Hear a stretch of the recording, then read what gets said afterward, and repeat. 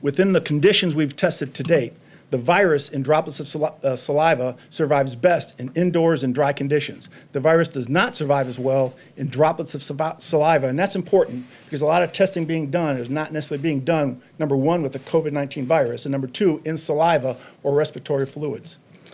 And thirdly, the virus dies the quickest in the presence of direct sunlight under these conditions. And when you look at that chart, look at the aerosol as you breathe it.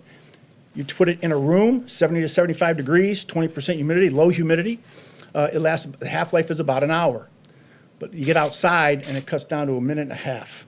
Very significant difference when it gets hit with UV rays. Can you explain why some hot spots we've seen in the U.S. are hot and humid, like New Orleans, for example?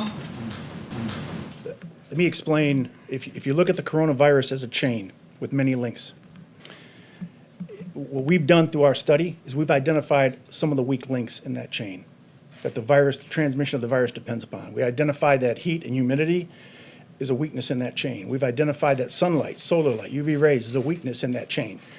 That doesn't take away the other activities, the guidance from the White House, the guidance from the CDC and others on the actions and steps that people need to take to protect themselves. This is just another tool in our tool belt, right? Another weapon in the fight that we can add to it. And in the summer, we know that summer-like conditions are going to create an environment where the transmission can be decreased, and that's an opportunity for us to get ahead. It would be irresponsible for us to say that we feel that the summer is just going to totally kill the virus and that if it's a free-for-all and that people ignore those guides. That is not the case.